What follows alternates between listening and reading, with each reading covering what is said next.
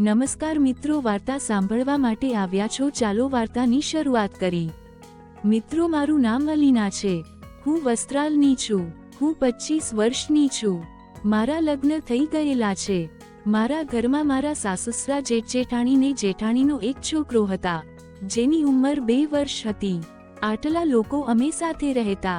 મારા પતિ વડોદરાની અંદર નોકરી કરતા હતા। તે 6 મહિને આવતા અને અઠવાડિયા સુધી મારી સાથે રહેતા। તેના ગયા પછી મને તેની ખૂબ જ યાદ આવતી। થોડા સમય પછી મારા જેઠજી પણ મજૂરી કામ માટે બહાર જતા રહ્યા। એક દિવસ મારી જેઠાણીજીએ મને પૂછ્યું, અલીના, હવે તારો પતિ 6 મહિના પછી આવશે અને તારા જેઠ લગભગ 2 મહિના પછી આવશે, તો આટલા સમયે તું શું કરીશ? મેં તેને કહ્યું, હું શું કરું? તો મારા જેઠાણીજી બોલ્યા, સારું, તો મારે જ કંઈ કરવું પડશે।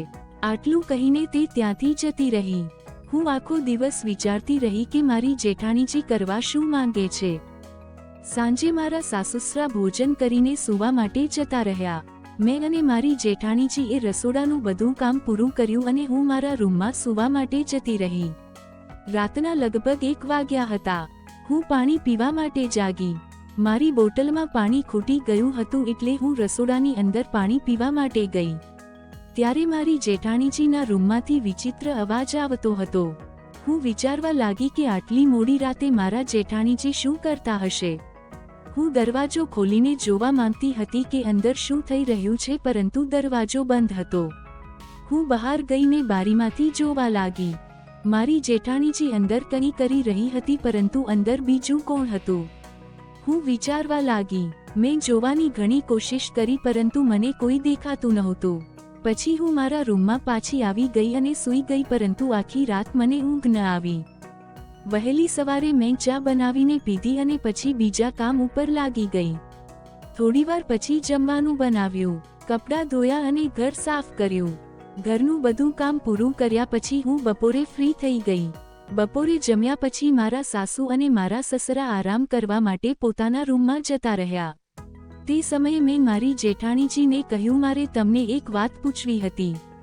મારા જેઠાણીજીએ કહ્યું, હા પૂછો। મેં કહ્યું, ગઈ રાતે તમારા રૂમમાંથી મને વિચિત્ર અવાજ આવી રહ્યો હતો। તો મારી જેઠાણીજી બોલ્યા, અલીના, તને તો ખબર છે કે મારા પતિ અત્યારે કામ માટે બહાર ગયા છે। મને શેની જરૂર હોય છે તે તું પોતે પણ સમજી શકે છે, કારણ કે તું તો સમજદાર છે। તારે પણ જરૂર હોય તો તું પણ તેને બોલાવી શકે છે। મેં તરત જ કહ્યું, મારે પણ જરૂર છે। મારા જેઠાણીજી કહેવા લાગ્યા કે આજે હું તેને બોલાવીશ ત્યારે તું તારી નજરેથી જોઈ લેજે।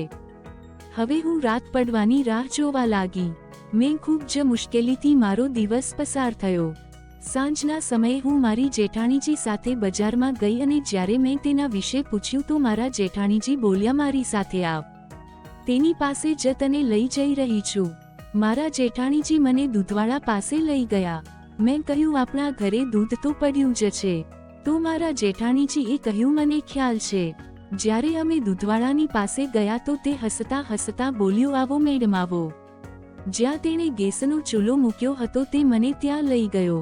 મારા જેઠાણીજી પણ મારી સાથે આવી રહ્યા હતા।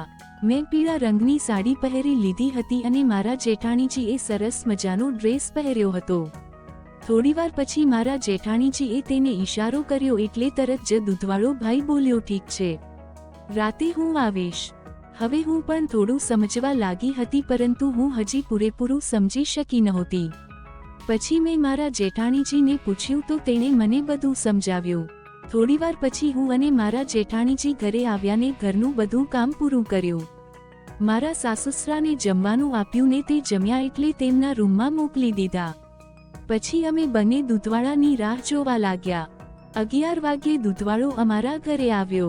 તે પાછળના દરવાજાથી ઘરમાં આવ્યો। ત્યારે હું મારી જેઠાણીજીના રૂમમાં જતી રહી હતી।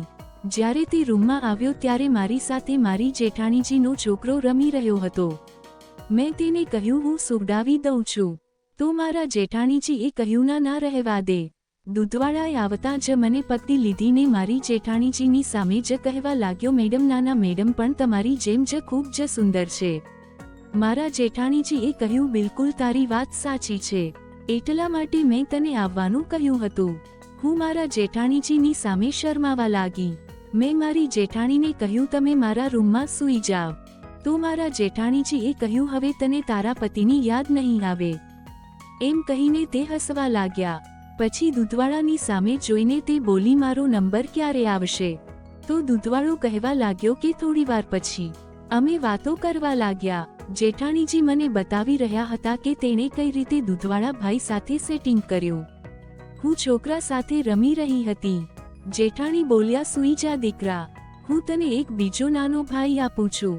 મારા જેઠાણીજી બોલ્યા હા જરૂર. મારા જેઠાણી મારી બાજુમાં જઈને સૂઈ રહ્યા હતા અને છોકરો નીચે રમી રહ્યો હતો. મેં જઈને તેને તેડી લીધો અને હું તેનો ચહેરો ધ્યાનથી જોવા લાગી અને પછી હું આશ્ચર્યચકિત થઈ ગઈ કારણ કે તેનો ચહેરો દૂધવાળા ભાઈ સાથે બિલકુલ મેચ થતો હતો. તો લગભગ 1 કલાક પછી મેં તેને પાછો મોકલી દીધો કારણ કે વધારે સમય રોકાવું અમારા માટે યોગ્ય નહોતું. મારા સાસુસરા વહેલા જાગી જાય છે એટલે તેને પાછો મોકલી દીધો. હવે મને મારા પતિની યાદ વધારે નથી આવતી અને મારી જેઠાણીજીએ મને કહ્યું હતું કે દૂધવાળા ભાઈ હવે દૂધના પૈસા પણ નથી લેતા જેના લીધે દર મહિને રૂપિયા બચી જ જાય છે અને અમને બંનેને આનંદ પણ મળી જાય છે. આગલા દિવસે ફરી દૂધવાળા ભાઈ આવ્યા ત્યારે હું એકલી હતી. તે રાત્રે આવ્યા ત્યારે હું રૂમમાં બેઠી હતી. તે આવ્યા મારી પાસે અને કીધું કે ચાલો ટાઈમ થઈ ગયો છે, આપણો કાર્યક્રમ શરૂ કરીએ. તો મેં કીધું કે ચાલુ કરો. તો દૂધવાળાએ મને પકડી અને ગળે લગાડી. મને ટેબલ પર બેસાડી મારી સાથે રમી રહ્યા હતા. મને પણ આનંદ આવી રહ્યો હતો. પછી મેં કીધું હવે રહેવા દો, મેઇન કાર્ય ચાલુ કરો. પછી અમે ક્રિકેટ રમવાનું શરૂ કર્યું. તે દૂધવાળો તો ટોપનો ખેલાડી હતો. તે એવું જોરદાર રમતો હતો કે મને પરસેવો લેવડાવી દીધો. પછી તે ત્યાંથી પોતાનું કામ કરી નીકળી ગયો. હું ત્યાં જ સૂઈ ગઈ. આવી જ વાર્તા સાંભળવા માટે ચેનલને સબસ્ક્રાઇબ કરજો દોસ્તો. ધન્યવાદ.